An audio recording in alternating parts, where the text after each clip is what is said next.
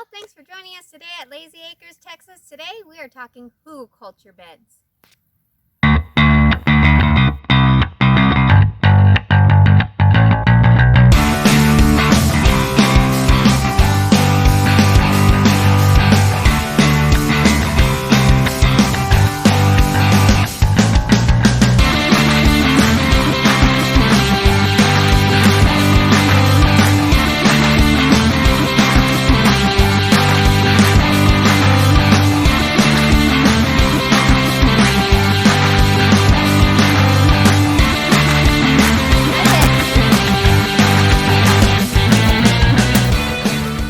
Looking at my grapes like you are ready to figure out how you're going to get in there to eat them?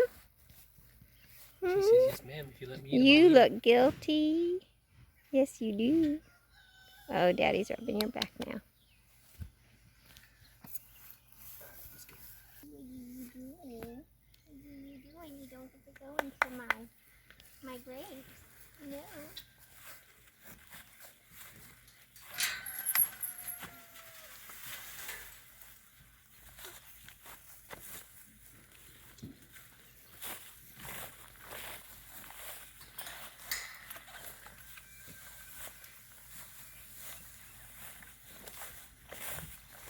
Everybody, so I wanted to go ahead and give you today an update on our Hugelkultur beds. I have another video, but it was a little bit too long and it wouldn't upload, so we're going to try and do a really short video here on just one specific thing, and that is Hugelkultur beds.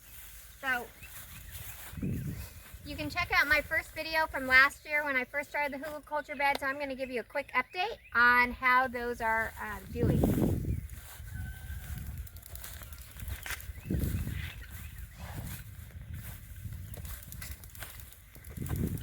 So the first bed that is in my video is my canoe for my strawberries. So I got quite a few strawberries off of this bed this year, and you can see the strawberries have grown a lot more and they've expanded. This one's starting to die down now, but that was producing a lot of strawberries, and this canoe has worked out really well as far as the Hugelkultur goes. So it was it's still producing strawberries, and it started to flower in January, and we're now in June. So it's been trying to produce ever since then. So My other Hugelkultur bed. So for dumb people like me, what is a Hugelkultur bed? So a Hugelkultur bed is a bed that is layered with tons of compost and wood. So the very bottom you layer with wood, and then you just start layering on top of that with hay and composted dirt and anything, and it doesn't all have to be fully composted yet because you're layering. So at the very top of your layer you'll compost. So one of the big things that I learned with the compost beds is you'll see this one. This one doesn't have any mulch on top of it, and it's actually shrunk quite a bit because the dirt has flowed downward. So I've learned my lesson about that is when you do your Hugelkultur bed, you really need to layer on top with a lot of mulch. And what that actually does, so say if you use hay, what it'll actually do is the wood that is underneath in the Hugelkultur bed is actually storing all of that water from watering. And what the mulch does is it kind of draws it all up from the bottom. So you've got this whole internal area that stays nicely moist for much longer than it would if you didn't have that wood down there to hold in all that moisture. So for the first year you'll lose some nitrogen, but then after that you will it'll actually just start to decompose, and it'll start producing nitrogen and everything in your Hugelkultur bed. So I just harvested a whole bunch of beets today on that side. Beets, I've been told, don't really grow here in the summertime all that well, but I've had 2 successful years now growing beets. I've got artichokes, and we've got cucumbers that have been producing for at least a month now, and some beans on one side. So we decided to do this canopy so I could kind of shade some of my lettuces this year and my spinach. And how long ago did you do that canopy? So this canopy we did in March. So we're now March, April, May, June, 3 months later from when we actually did it. and this is what it looks like now.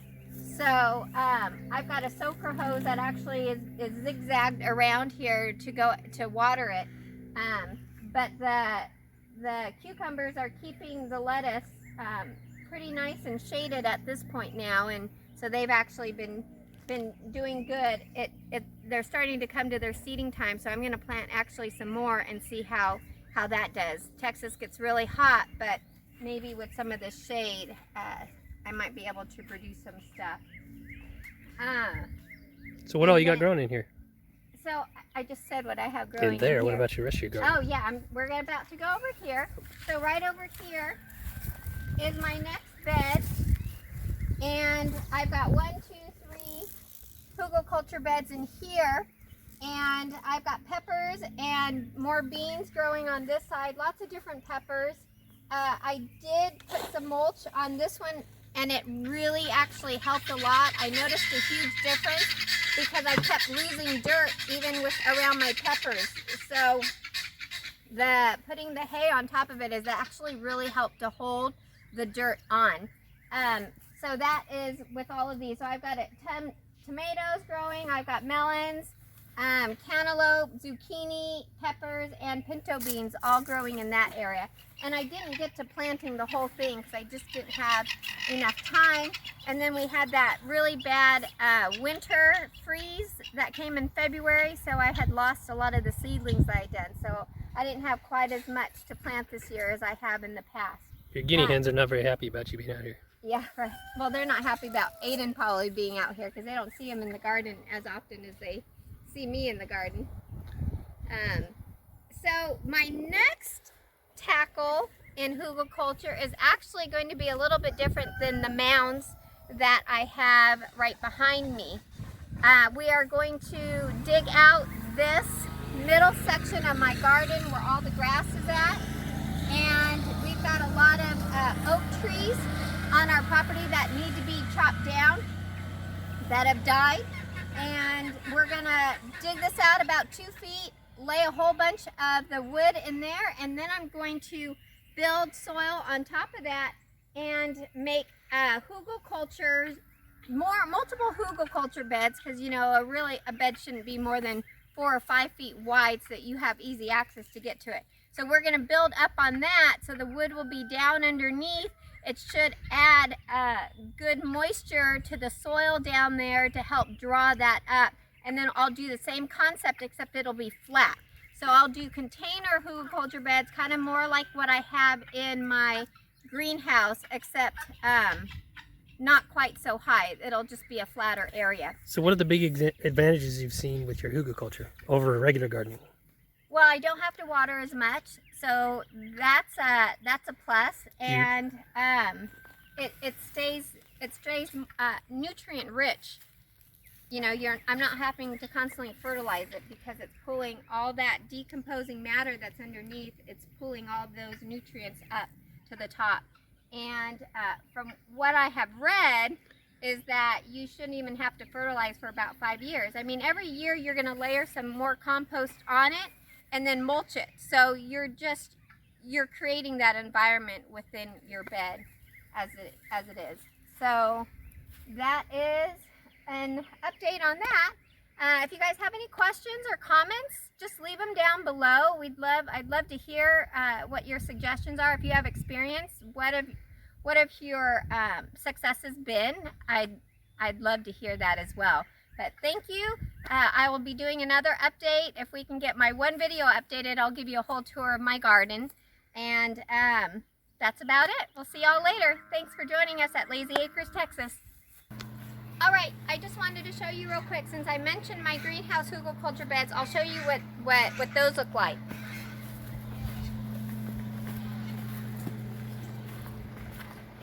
Alright, so here's my hugelkultur beds in my greenhouse. They are, 24 inches high? Yep, 2 by 12s. Right.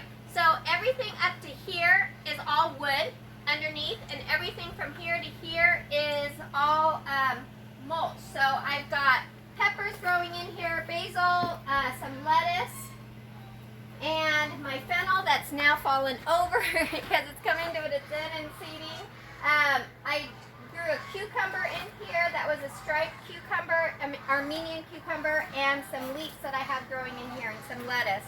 It's getting too hot that everything is kind of starting to deal with some issues, but this is an example of what the Hugelkultur beds.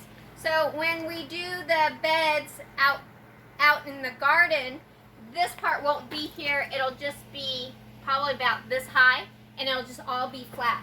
Then I won't have to worry about the dirt falling over or having, I'll still add mulch to it obviously, but I don't know if I got that. You may have to do that again. I didn't get you how high.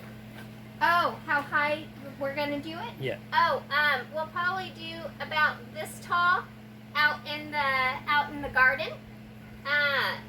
with of course 2 feet of wood and some compost already a little bit lower down than that, and then just make some raised beds so they're a little bit easier to get to, and So just 12-inch tall beds. yeah, just 12-inch tall beds. I think that'll be sufficient. And here it was a little bit different because we were actually making some beds, so they wrap all the way around. And we had your birds in here. They're trying to keep them out of it. Yeah, yeah. During the freeze, we had to keep some animals in here. But that's about it. So thanks again for joining us at Lazy Acres, Texas. If you like this video, go ahead and like it or subscribe if you feel led to. We'd really appreciate it. Thanks, y'all. Bye.